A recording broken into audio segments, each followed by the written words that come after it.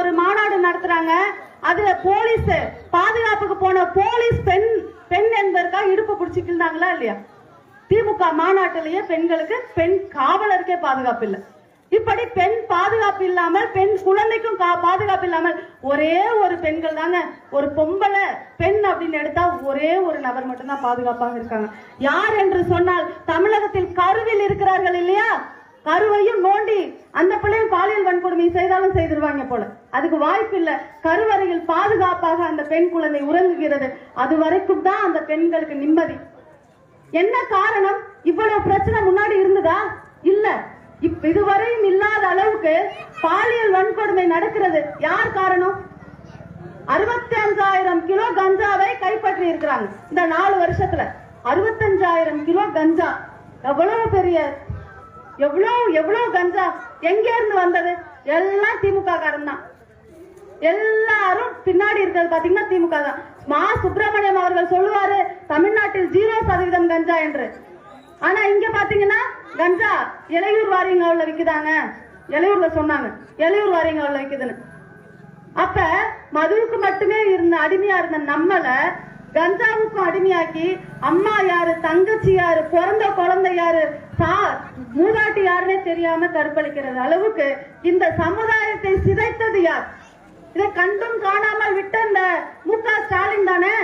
இதுக்கு முன்னாடி இருந்தது எடப்பாடியார் அவர்கள் ஆட்சியில், அம்மா அவர்கள் ஆட்சியில மிகவும் பாதுகாப்பாக இருந்தோம். யாராவது பெண்கள் மேல கைய வச்சாங்கன்னா ரவுடி இருந்தாங்கன்னா முட்டி கீழே சுட்டாங்களா இல்லையா?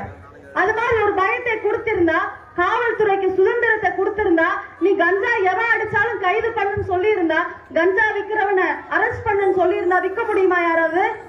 இந்த மாதிரி ஒரு அவலநிலை பெண்களுக்கு உருவாகுமா?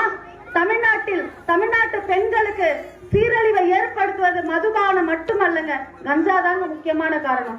நிறைய விபத்துகள் நடக்குது, ஆக்சிடென்ட் நடக்குது. அதுக்கு யார் காரணம்? இந்த கஞ்சா. முக்கால்வாசி ஆக்சிடென்ட், முக்கால்வாசி இறப்புகள் எல்லாமே குடிபோதையில தான். யாருமே சுயநினைவோட போய் ஆக்சிடென்ட் ஆகிறது இல்ல. ஆக்சிடென்ட் ஆகிறது இல்ல. இப்படி இருக்கும் பட்சத்துல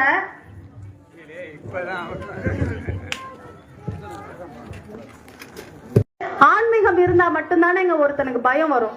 சாமி கண்ணை கெடுத்துரும், சாமி கண்ணை கொத்திரும் சொல்லி சொல்லிதானே நம்ம பிள்ளைகளை வளர்த்திருக்கிறோம். அந்த சாமியவே ஒருத்தன் இல்லைன்னு சொல்றான், அதற்கு உடந்தையாக இவன் இருக்கிறான். இவன் எப்படி தமிழக மக்களுக்கு நல்வாழ்வை கொடுக்க முடியும்? இப்படிப்பட்ட இந்த உதவாக்கர ஸ்டாலின் இவர் ஆட்சிக்கு வரதுக்கு முன்னாடி நல்லா கேளுங்க, 70 வருஷமாக 11 முதலமைச்சர்கள் இருந்தாங்க. 11 முதலமைச்சர்கள் வாங்கிய கடன் 4,56,000 கோடி. ஆனா இந்த 4 வருஷத்துல இந்த உதவாக்கர ஸ்டாலின் வாங்கின கடன் 5 லட்சம் கோடி. ஒவ்வொருத்தர் மேலையும் 1,27,000 ரூபாய் கடன் இருக்கிறது.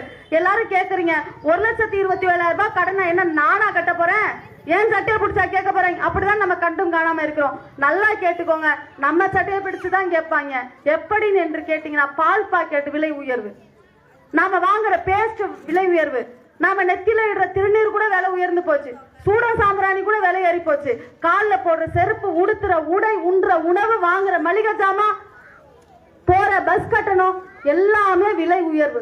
எதன் காரணம்? இந்த 1,27,000 ரூபாய் அவன் சம்பாதிச்சு அடைக்க மாட்டான். அவங்க அப்பன் சம்பாதிச்ச சொத்துல இவங்க அடைக்க போறது கிடையாது. நம்ம பணம், நம்ம மக்கள் கிட்ட வரி பணமாக வாங்கி நம்ம ரத்தத்தை சுரண்டி குடிப்பதற்காக இந்த கடனை வாங்கி வாங்கி குவித்ததுதான். ஏன்னா எவனோ வரப்போறான், நம்மளும் அந்த கடன் அடைக்க போறோம். இப்படிதான் இந்த, ஏன்னா ஸ்டாலினுக்கே நம்பிக்கை இல்ல, திருப்பி நமக்கு ஓட்டு போடுவாங்க மக்கள் என்கின்ற நம்பிக்கை அவருக்கு இல்லை என்பதால் கடனை வாங்கி வாங்கி வாங்கி குவித்து நம் மக்களை கடன்காரர்களாக மாற்றி விலைவாசியை ஏற்றுவது மட்டும்தான் இவரோட நோக்கம். இதே திமுக மீண்டும் தொடர்ந்தால் நாம சொந்த தமிழ்நாட்டிலேயே ஏற்கனவே வேலை கிடையாது. 20 லட்சம் இளைஞர்களுக்கு வேலை கொடுக்கிறேன்னு சொன்னாங்க.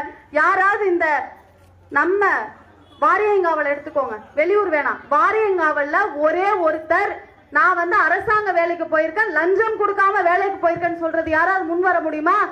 போட்டித் தேர்வு எழுதி நாம வேலைக்கு போனாலும், போட்டித் தேர்வு எழுதி வேலைக்கு போனாலும் அங்க 12 லட்சம் கூடி 20 லட்சம் கூடி 30,000 ரூபாய் சம்பளத்துக்கு 12 லட்சம் 20 லட்சம் அவங்க கட்சிக்காரங்க கமிஷன் வாங்குறாங்க, லஞ்சம் வாங்குறாங்க. இந்த 12 லட்சம் 10 லட்சம் கட்டி நான் வேலைக்கு போறதுக்கு வட்டி கூட்டா கூட 30,000 ரூபாய் 40,000 ரூபாய் கிடைக்கும் என்று புத்திசாலியாக இருக்கிறவங்க பொழைச்சிக்கிறாங்க.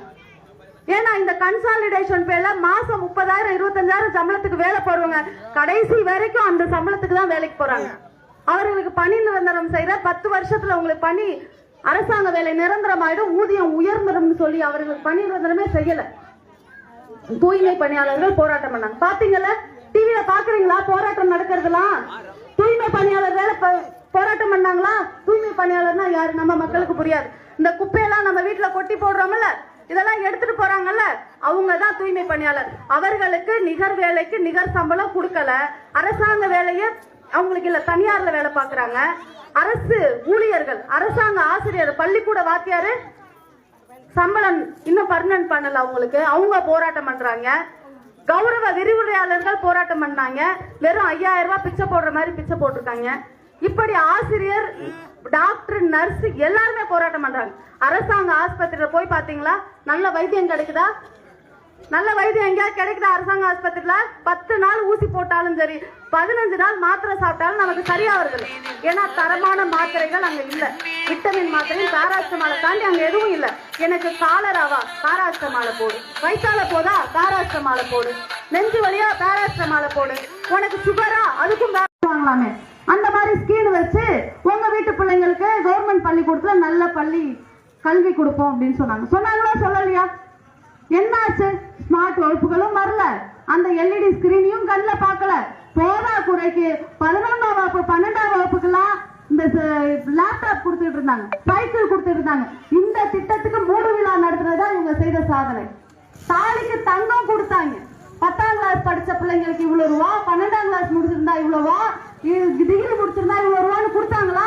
பணமாகவும் நகையாகவும் கொடுத்தாங்களா? அப்படி ஒரு அருமையான திட்டத்தை ரத்து செய்தது யாரு? இப்படி அம்மா கொண்டு வந்த அனைத்து நலத்திட்டங்களையுமே நமக்கு வரவிடாமல் செய்துவிட்டு இப்பொழுது திடீரென்று லேப்டாப் கொடுக்கிறோம்னு சொல்றாரு. 4 வருஷமா செய்யல. நல்லா கவனிங்க, 4 வருஷமா எந்த திட்டங்களுமே செய்யல. எப்ப கேட்டாலும் கஜானால பணம் இல்ல, கஜானால பணம் இல்லைன்னு ஒரே பிராணத்தை பாடிட்டு இப்ப மட்டுமே 40 திட்டங்களுக்கு கையெழுத்தாகி இருக்கிறது. 40 திட்டங்களுக்கு செங்கல் வைக்கல. செங்கல் வச்சதோட சரி. ஏன்னா ஆட்சிக்கு வந்தா பிறவு பார்த்துக்கலாம், பிறவு என்னவா சொல்லி ஏமாத்திக்கலாம். எப்படி இந்த ஜெயவனத்துல நமக்கு தோல் தொழிற்சாலை கொண்டு வரேன்னு சொன்னாங்கல்ல, அதே கதை தான். வெச்ச செங்கல் இன்னும் அங்கேயே தான் இருக்கு. எந்த விதமான பணிகளும் நடைபெற்ற மாதிரி தெரியல. தெருவுக்கு தெருவு விளக்கு இல்ல. எந்த தெருவுலையுமே பாத்தீங்கன்னா ஏதாவது லைட் மரம் ஒழுங்கா பல்ப் எரியுதா? தெரு விளக்குகள் சரியா இல்ல. தண்ணி படிக்கணும்னா 15 வருஷத்துக்கு முன்னாடி பரவாயில்ல, எப்ப வேணாலும் தண்ணி 24 மணி நேரமும் வந்த காலங்கள்லாம் கூட இருக்கு. நான் சின்ன பிள்ளையா இருந்தப்ப. இப்போ 3 காலுக்கு அந்த தண்ணி விடுற டைம் விட்டுட்டா தண்ணி விட மாட்டாங்கம்மான்னு என் வீட்டு அம்மாக்கள்லாம் ஓடுறாங்க. எதுக்குமே வர முடியல அந்த 3 காலுக்கு.